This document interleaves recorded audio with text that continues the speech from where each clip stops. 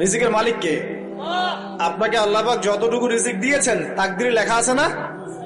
তাকদিরে লেখা আছে না? তাকদিরে লেখা আছে যেটা, সেটা কি আপনি না খেয়ে মরবেন নাকি?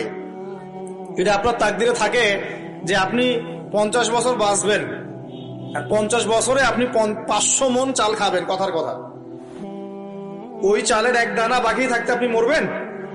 মরবেন না। তাহলে রিজিক কি আমার সাথে সম্পৃক্ত না আল্লাহর সাথে সম্পৃক্ত? এই বিশ্বাসটা করতে হবে। তো দাড়ি রাখলে কি মেয়েরা পছন্দ করবে না নাকি?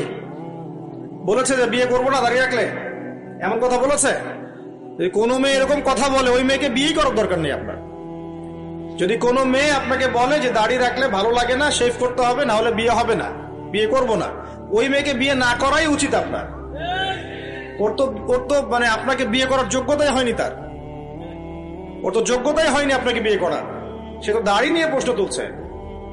যে মেয়ে বলবে যে নবীর সুন্নত আছে এজন্য আপনাকে পছন্দ করি, তখন বুঝবেন যে হ্যাঁ, এই মেয়ের মধ্যে ভালো কিছু আছে।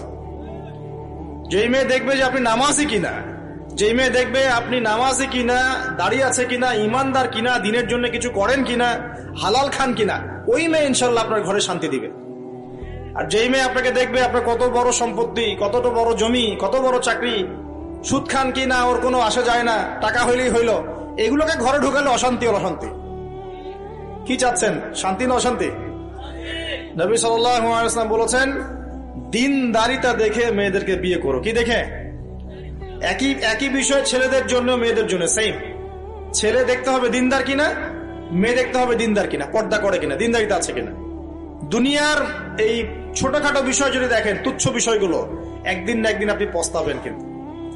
আর যদি আপনি দিনদারিতা দেখেন, ইনশাল্লাহ আপনি কোনোদিন পস্তাবেন না ইনশাল্লাহ।